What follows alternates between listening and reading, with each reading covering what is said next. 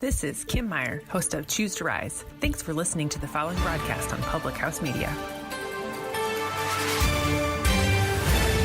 Hi, this is Emily. This is Lindsay.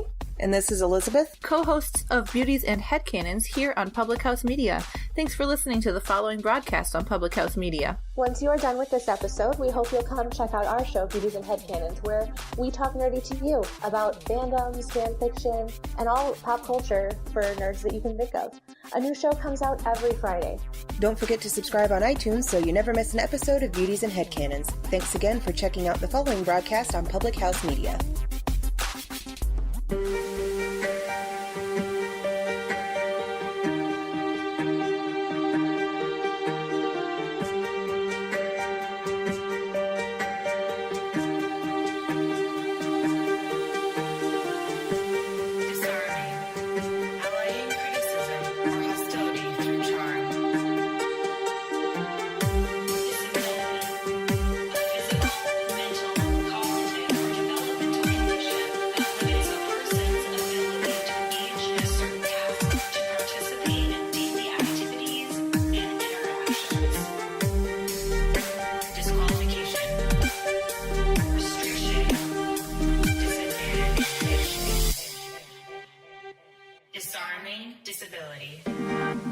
Hey, welcome. This is Sarah Tuberty. And this is Nicole Kelly. And welcome to Disarming Disability! Yeah.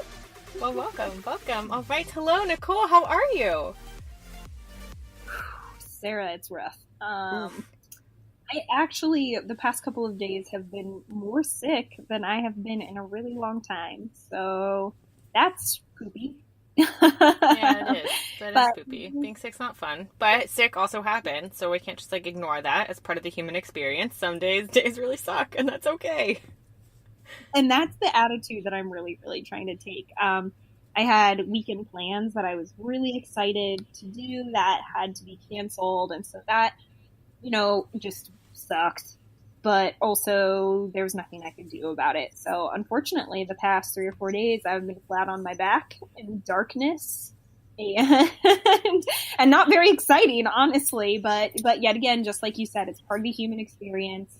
I just understood that I just needed to just do what I needed to do to get better. So, I've been drinking a ton of water, trying to eat as best that I can, and today, I actually just took my I'm getting better shower, so yes. Looking up.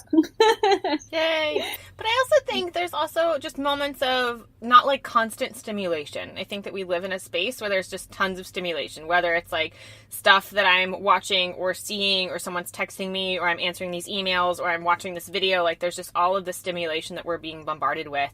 So I just am envisioning you lying on your back, in this stillness and this quietness, where your body not feeling well, but you're giving yourself that time and that space just to sort of be and exist and think and have process things, whether intentionally or unintentionally. But that makes me think of in yoga, where they talk about just letting your mind do what it's going to do. I sort of see that just happening in those 4 days where you're not on the schedule or being exposed to all the stimulation.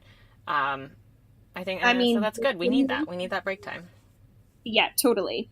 Stimulation and noise and the light. I was having really bad migraines, so that was definitely out. But also, it's weird how when you're sick, I feel like I wish I could use that time to productively think, but it's almost like the only thing you can think about is how much you hurt and how much you don't want to hurt.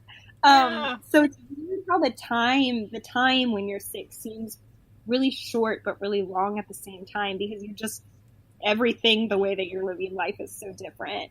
But anyway, that's enough about being sick. You have exciting things to share. Please, yes. What have you been up? Yes. I am on my 4th podcast in a car. So really, I'm just a podcaster? in the car. I don't know. Yes, I liked it. I liked it. Yep. Thank you. I actually thought about that on my walk over here. But yes, so I'm in a car. I am in Sacramento. I am outside of my sister's house here, and it's just fun. So I'm back in California. My life as a flight attendant stopped on Saturday. I'm on pause now. So, but I'm really excited. So today, and I'm in my car because I just got done defending my doctorate proposal for my doctorate project for the summer. So I'm going to be spending the 4 months here in Sacramento working at my home hospital under the mentorship of my surgeon, Dr. James, at Shriners Hospital here in Sacramento. So I'm just like very excited.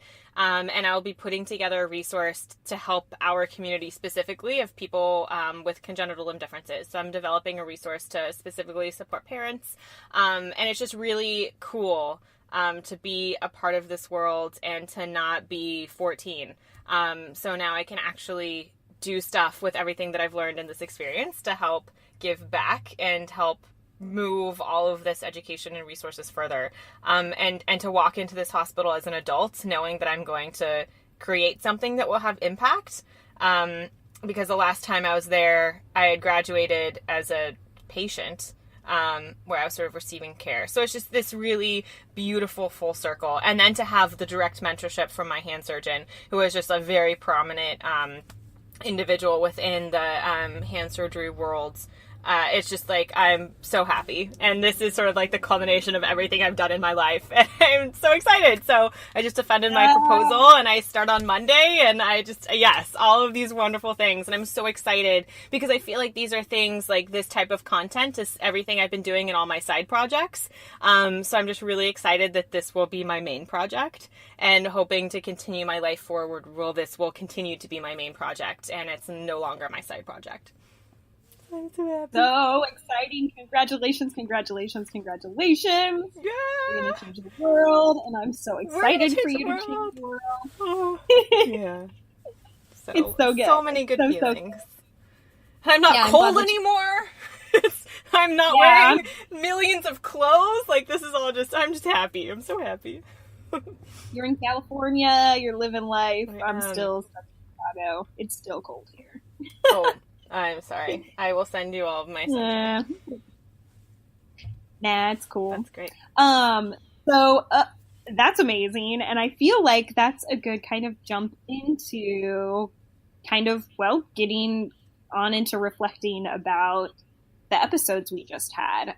We intentionally brought on people who work as advocates and allies within the disability community.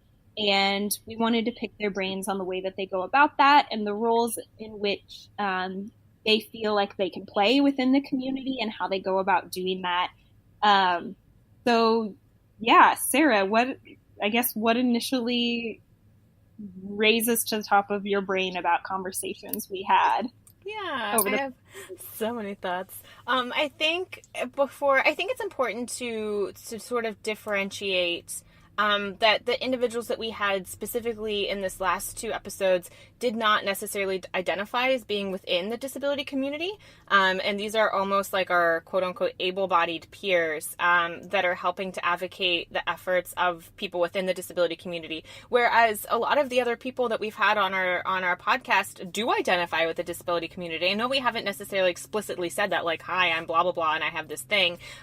Because it doesn't matter. The content that they have produced is both from their own experience in conjunction with all the professional experience that they've learned and be able to share that with us, which it's so funny. Like, I didn't actually realize that they identified within the disability community until it came up. And so it's so beautiful to be in a place where that's not necessarily like the focal point of the conversation, but to specifically have these 2 individuals speak about what it means to be an ally and what it means to be an advocate that do not identify within the disability community themselves. But being able to help and support that. So I think it's important to sort of give some definitions as far as what that is. And being someone who does identify as being disabled, that there is that lens they bring in taking on that ownership and that pride of having a disability. And so if we're talking about disability rights, like, their voices should be the ones that's at the forefront in whatever way that looks like. And sometimes individuals are not, it's not accessible for them to physically say their voice, to physically write their voice, but they can still have their needs communicated in other methods. And it's important as an ally, someone who doesn't identify with that disability, to create that space to listen and to hear what that individual is saying. But it's important, so from those messages from within the disability community themselves, if someone does not identify as being within the disability community, or perhaps even identifies as having a different type of disability, maybe even, I don't know, that could be a question mark. But to be an advocate, I found this definition just through Google, and I wanted to read it. So an advocate is a person who publicly supports a particular cause or policy. So I just think that it's important that that they're supporting a cause or they're supporting a policy. And I think that it's important that the policy and the cause that they are supporting is generated within the specific needs and wants and desires from people who are within the disability community. And it's not advocates are generating things that they feel that community needs, but rather what are the messages that this community wants to share and what are the needs that they are saying that they want. And I think that advocate is then supporting those needs of the individuals who are vocalizing them. That totally, that's what I absolutely pulled from it as well. And even kind of honing in on a portion of what you said, I felt like so strongly kind of like creating the space to listen. I feel like Luca and his work with L'Arche and creating a lived-in experience, and then Patrick, who was talking about, he schooled me on the fact that you can try to educate people with data and numbers all day long, and that's not the way that it will get through to them. I guess in my brain, that realization of just kind of being in community together and sharing in community really is the way to open up that channel.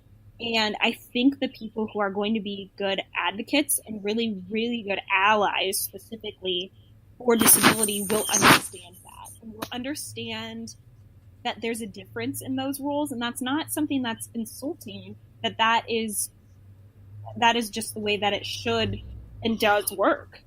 Yeah. Does that make any sense what I just said? Yeah, absolutely. It's fun because it makes me think of a conversation that we had in my OT program, where we really want to look at who the person is, what does that person want to do, what are their supports, what are their barriers, and how can we help that person achieve what they want to achieve. So it's really important we had this conversation about an individual who was using a wheelchair and had difficulty with fine motor skills. And this OT, it was a case study, I think. I could also be totally saying this wrong, but this is what I remember, so we're going to go with it. With that understanding.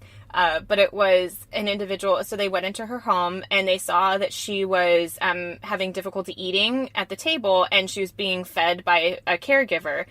So the OT, feeding is one of a highlight, hallmarks of what OT can do. And there's so many different adaptable feeding utensils. So the OT was like, great, I'm going to help this individual with feeding because I know that that's something that I can do. And I know that we can make this whole thing better with all my tools and all my strategies. But the family didn't want that. The family, both the individual who that had the disability and the family member, that was a shared experience that they enjoyed having together. That mealtime was really important for them, and that was a really important role for both of them to be in that space together. And neither one of them were interested on exploring any feeding things. They rather needed help with bathing. And so then the OT, even though there's so many things that we can do to help support that or make that better, there's no point in developing an entire intervention plan and, forcing these individuals, if you will, to try all these adaptive feedings. And then the OT was like, no, I'll just show you, it'll be great. And they're like, no, we don't want that. Even though that's an area of help, if you will, that's an area in which that individual can have more independence on an activity they want, but that's not what they wanted. They wanted rather help with an entirely different task.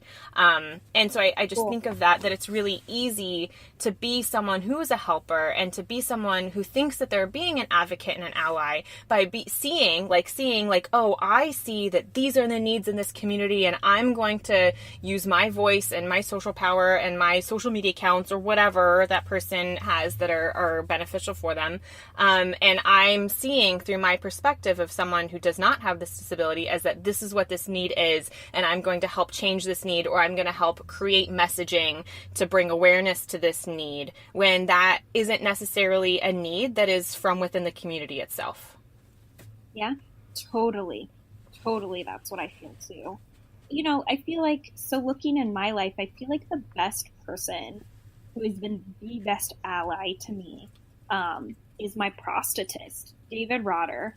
He is just, first of all, a rock star of a human being. You go into his office and he's listening to smooth jazz and just is ready to just like talk about life, and he's just an amazing person. But getting past the layer of him being an amazing person in general, when you are with him and he's talking about prosthetic devices and using them, he is the most realistic man you'll ever meet. The first thing he'll say to you when you start talking about prosthetic devices with you is, this is a tool in the state.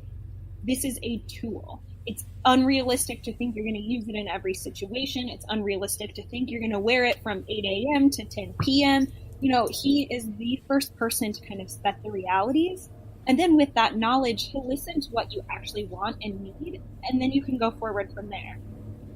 So like right now I'm going to get, I'm really excited, a lifting arm so I can try to lift weights. That's something I've never do. Right. Yeah, so it's been in his office, because you have to go multiple times to get a device. To be in there with him and specifically be creating this something that works, but it's so, he listens to, no, that's too tight. I want to be able to do this type of lifting. Like, his whole job is to listen and then figure out how to make the device best work for you and your lifestyle. Yes. I feel so heard and so appreciated when I'm in his office and I walk out with a tool that makes my life better. It's Yay! Everybody be him. Everybody be David Rotter. Well, I think that's important to highlight too, because people within the disability community may not know the things they need, right? Like, you may not know all the different prosthetic devices. You may not know, actually you don't know. I'm just going to say that you don't know that you can't possibly know. I don't. Because only someone who's trained in that profession could possibly know all of the different devices, what each device is rated for, like like all these different tools. So of course you as a person with disability you don't have access to all of that information, right? You don't need to have access to all that information. But you need the person with the information to be an appropriate helper and to hear you, provide space to listen to what you're saying, be able to interpret what you're saying, being able to repeat it back to you, making sure that seeking that validation or that verification that what he heard was correct. Yes. And in fact, what you want, and then can develop a tool or a strategy or a problem or a message, whatever, that then fits that need. Because of course it's unrealistic to assume that everybody with disabilities knows the exact way that they need everything to happen. A lot of people may or may not do in that given circumstance, but we know what we need, right? We don't know necessarily all of the solutions, but we know our bodies, we know our minds, we know what we want to be able to do and what we need in order to get there. And we can't do it all on our own. So yes, I want to clarify and make sure that I was also part of the messaging that I'm sharing. That like, we don't have all of the answers and we need help finding the answers, but we don't want your answers. We want our answers together. Like, I want an answer that's going to be able to fit my needs, not one that's superimposed on me based on what someone else thinks that I'm going to want and need without giving me the moment to share or talk about it. Totally.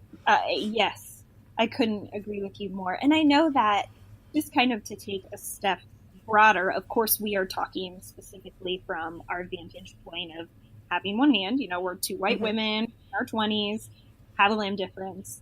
But stepping outside that scope, I know just even messaging and ways that the disability community as a whole is figuring out messaging is ever changing, because the needs of every individual specific disability also is different. Yeah. And to what Candace said in our intersectionality conversation, she was saying, well, creating that space, that's what's keeps coming to the top of my head. Like, are you making space for the diversity that you need to make space for? And are you listening to all of the voices? Are you representing all of the voices and bringing the appropriate experts and the appropriate people and tools to the table in order to find some sort of solution? Yeah. It takes a whole army of people filling these very specific roles in order to move kind of this thing forward. That is our community, I guess. Yeah. And I know everyone's at a different moment within their disability spectrum. And I believe this could be, again, quoted inaccurately, but I believe that it was that article. It was that article on Special that Ryan O'Neill, McConnell. Oh crap, what's his name? I don't know. Ryan wrote on his the Special is the is the show that he put on Netflix that is sort of, it's an individual who has CP. Ryan O'Neill, right? I actually don't know his last name. Dang it. I'm pretty sure it's an O. Anyway, but we can change that later. And so it was based on a book that he wrote called Special and Other Lies That We Tell Ourselves. And there was an article that was written as an interview with him that he was sort of sharing in the like media posts about promoting his series that he was a part of or made or yes. And in there he talked about coming out of the disability closet. So I know that like there's a part of the journey that people have where it's like accepting this term disability and accepting what it means to be someone who is disabled. And some people within the disability community say that they're disabled, blah, blah, blah. I'm very like pro person first language because I come from healthcare. So I know that what's happening is a very medical model. So we're trying to like create that people are people and not sort of diagnoses. So in response to that, I use a lot of the person first language, but other individuals like find that really annoying and irritating and they want to be like the disabled blah blah blah. And so I know that we have this different interaction with our language, and again, messaging throughout the entire disability community is a work in progress, and there's different people who have different needs everywhere within I think that's it. And I think it's okay for it to be dynamic, and I think it's okay for it to be, I'm going to say the word changing, but that's not quite the right word because I think it's always consistently the same, that our needs, we have rights to have the same basic functioning needs that the rest of everybody else has. I think that's always the root of the conversation at hand. But also when addressing pride, I think you're absolutely right. And I think also a part of that allyship that people can have is listening in on those conversations. And Patrick talked about it. He talked about coming out of the closet, and that it's something you need to be careful about who you're coming out of the closet to, because once you come out with your disability pride, there's no going back. And it's a beautiful thing. It's an empowering thing, but also it is a huge identity shift. It just is. Yeah. And I think that goes back to what we were talking about with like privacy, right? Privacy with our first episode with Dr. Kramer, and that he was talking about that like people's right to privacy, and that like if someone's looking you up for a job, Nikki, or me, whatever, that they can look at all my social media and see that like, oh, I do have this disability as part of me. And even though I didn't necessarily explicitly say that in any of my resume stuff, but that could be a moment of discrimination or not. From that, and knowing that like that is something, unfortunately, that like, yes, taking on disability pride, but there is that component to it, and still being still want to communicate myself as an effective employee, and that I can actually take on these job roles regardless of this disability.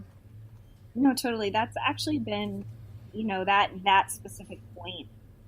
Dr. John was the one who kind of brought that to the forefront in my brain, and it really had been something I hadn't thought about much.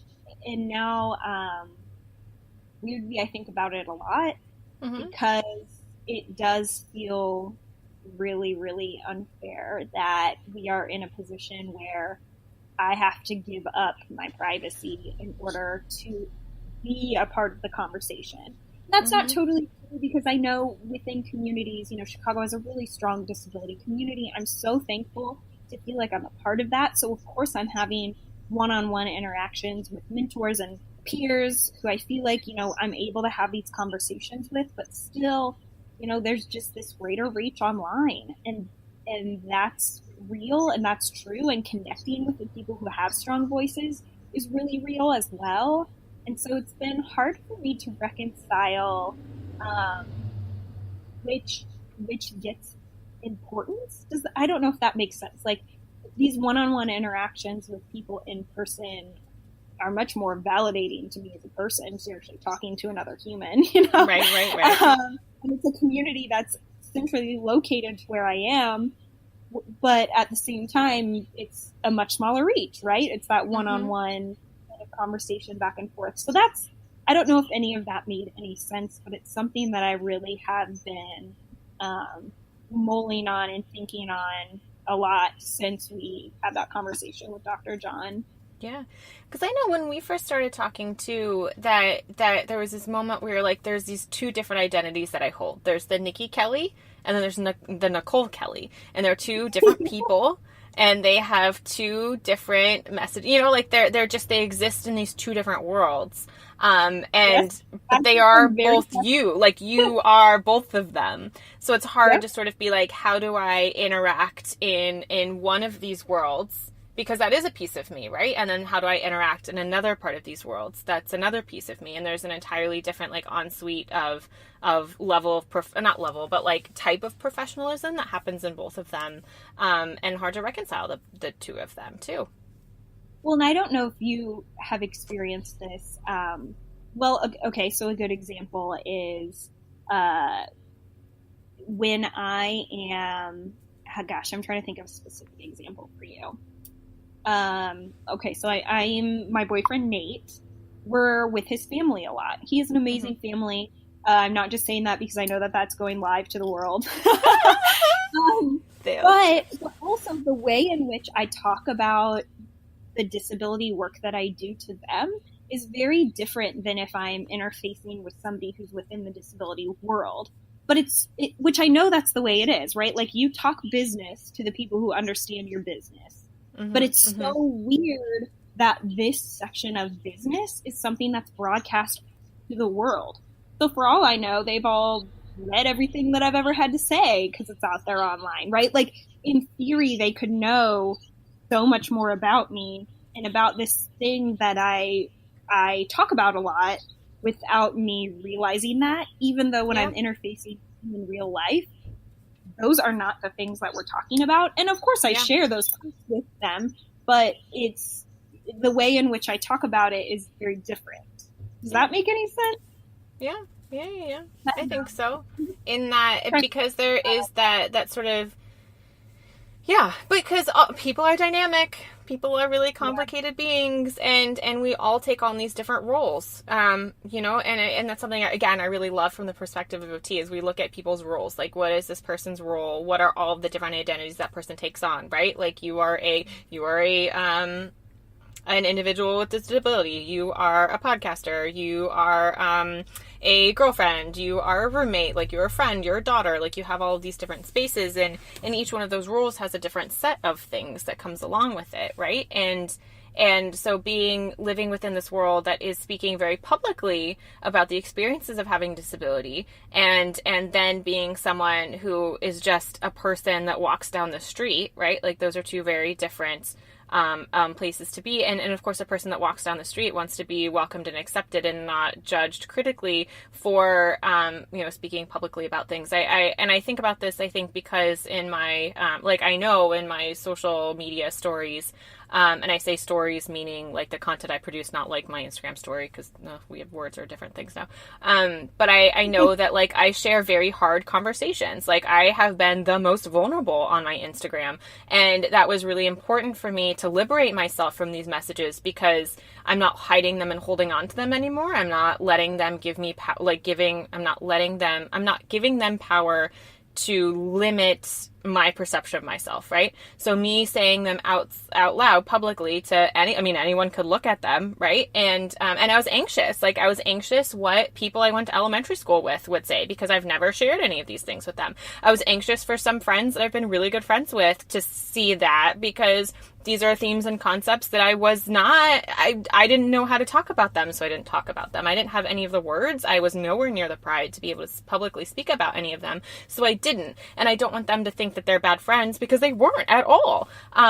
It was more sort of, how do I find my journey to share these things? So future employers could look up them too, because it's all public, but not having that be then turned and used against me, and knowing that like that's a space I need to reconcile. And I believe in these hard conversations, and I believe in the power that people can have and the connection that people can have by reading them, because they can say like, oh, me too, like, thank you for finally someone saying these things, because that's so important to know that we're not alone.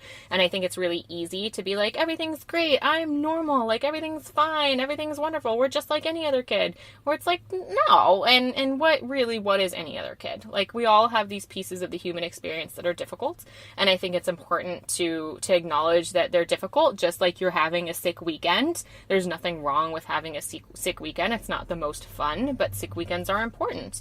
And they're important to work through and then process and make peace with. And I just believe in the value of connection on that. So that's a choice that I made when I shared that, but know that that's a piece of myself that is no longer private. Yeah. Well, and just not only, I mean, I guess sharing that, you're not only hopefully encouraging and empowering other people to step up and share their narrative. And then, but then also, I feel like it's an avenue also to create allies as well. And, you know, these people who are generally very interested in being supports and being there to lift up the voices and the things we have to say as well. So, yeah, it's curious to look at this 21st century way of filling all these roles, and the way that you can create community and be a part of it. And, you know, it's so many different, again, facets that you can plug into and be a part of, but they all kind of have their different implications that go along with them. So it's just interesting to kind of break those down. But always with, I mean, I feel like the end point is always creating a connection to someone. Yeah. Whether that be somebody who's a future ally, or whether that be somebody who is an advocate, or a person with a fellow person living with disability. That's always the search, I guess. Yeah, it is. It is. And I think it's important to acknowledge it. Yes, all of it, yes. And hear that connection, because there's pieces of my story that people can connect to without having my experience, right? Because we're humans, and we have all these feelings and emotions and struggle with how to be people in the world. And then I think that there is this unique perspective of being someone with a disability, and having that, an ally, be able to see that and help spread that message so that it connects to other people who may be experiencing this too. And I think that's important. But I also think it's important not to generate messaging completely not from the perspective of somebody with a disability, but being an outsider looking at it and then sort of commenting on it. I think it's important to hear that messaging from within the disabilities and amplify that messaging, and share it, and maybe, you know, like, what am I going to say? Like help refine the message. But I think it's important that the overall content of the messages are actually coming from people, like things that people have said or communicated in the way that they can communicate. It's important that the true messages, like, you know, bullet point statements that we want to convey, are coming from within peoples of the disability community, rather than that messaging that's been imposed, because that's what we think that we want. So I just think it's really important to be mindful. And I was really thinking about your journey with your prosthetist too, in that, like, you're going for these multiple meetings. So you're like, the initial conversation is, what do you want to be able to do that you cannot do right now as effectively? And then, like, these are potential suggestions. Let's try them on. Let's get feedback. Like, this is what I heard you saying. This is what I picked and chose for you.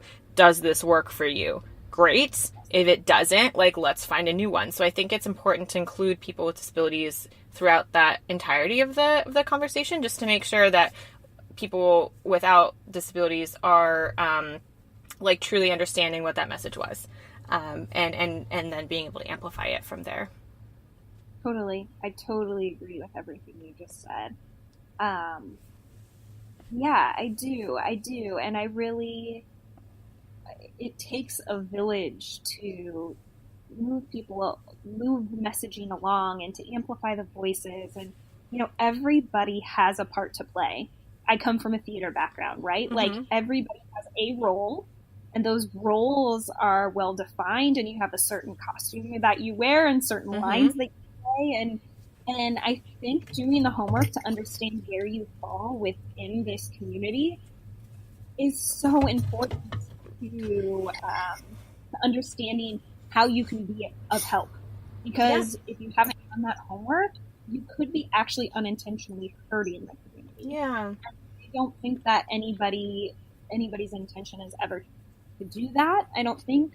But my I've been reflecting since I'm almost turning 29 on the thing that I learned this year. What was the number one thing?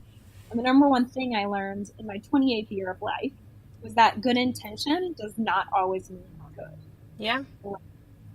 So like someone can have really, really awesome intention, but that doesn't mean that what they're actually producing or doing, saying is good.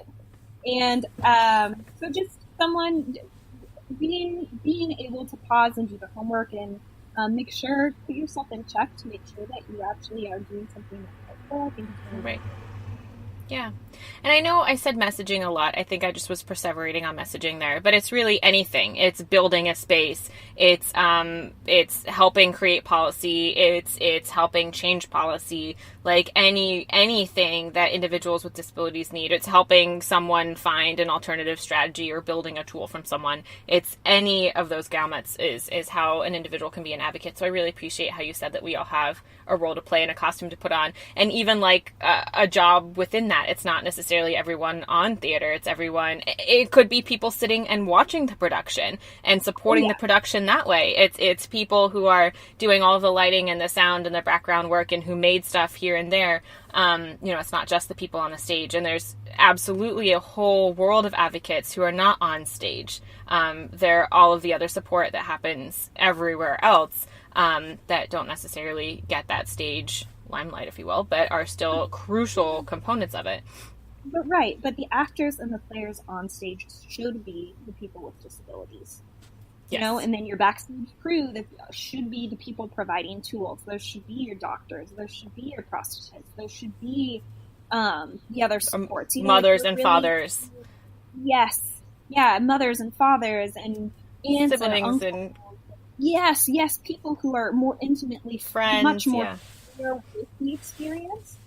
And then you're right. Then there are the audience members, the people who maybe don't necessarily interact with it on a daily basis, but also agree that disability rights are civil rights, and they want to be on board to help push that along. It's so important.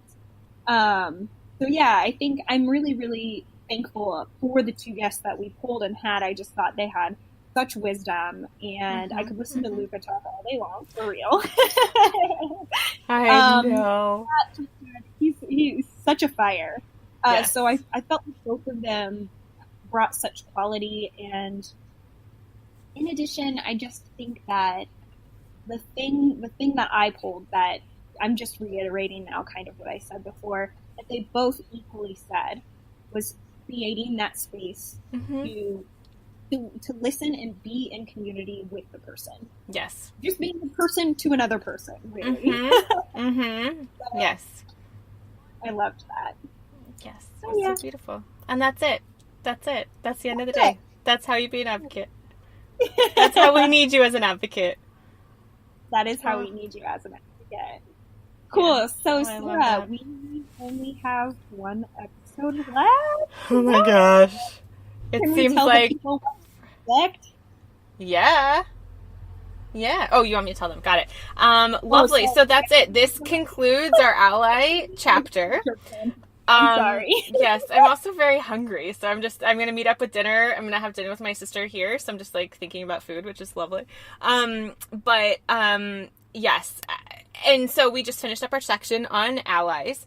And then that's it. This is the end of our first season, which is really exciting. So our next episode, we will recap on everything that we've learned, combining all of the themes for our full first season. We'll sort of do a general, like, what we've learned, how we, both you and I, have grown as people as a just direct result from this podcast. We'll speak a little bit on some of the things that we want to change with the current podcast for next season. We already know I will not be typing on my computer, typing on my keyboard in the car, because I heard that in the audio. I was like, oh my God, why are you typing? And then we'll sort of outline how, like, what we're thinking of doing with season 2. There will be a season 2, but we will have a break. Both Nikki and I need a pretty significant break to just recap, figure out how we want to move forward with season 2 to be so much better than season 1, because we're always learning and growing. And also Sarah needs to graduate. Yes! I need to graduate. Sarah needs to finish what she has begun. And also, I mean, an important part of, even though episodes won't be dropping weekly, I think it's important to note that we, behind the scenes, you know, we're really going to be sending out surveys to people who listen to understand how to be better. We're going to be crafting and creating a new arc for the second season. Like, you might not, you know, we're still going to try to be so, like, active on social media and just sharing things, even though there won't be new episodes dropping every week for a summer break. But there absolutely are things that are happening in the background, and we're still going to be chugging along. So we still want this conversation to continue. We just think it's really important to pause and collect and regroup in the way that makes it best for everybody and the podcast. Yeah. Well, and, like, send us messages too. We love hearing from you, and I know both of us have been pretty overwhelmed with everything, that we haven't been able to respond to emails as quickly as we've wanted to. But we love everything that everyone's thinking. So if you have ideas on topics you want to cover, or people you'd really like to hear from that sort of are involved in academia or involved in research or along those lines, please let us know. We're really welcome to all of that. We want you to be part of it, because we want to be good advocates and allies for you. Yay, we do! That was so good, Sarah! Right? I was so proud of myself. Cool. All right, so we'll see you all next week then. I want to say thank you for spending part of your day with us. We want to give special thanks to our network, Public House Media, for our intro beats, Jason Barnes at Cybernetics, for our logo art, Patrice, you can find him at normalpersons.com, and Matt Meldrum and Ryan Louie, our two-handed technical team. Bye!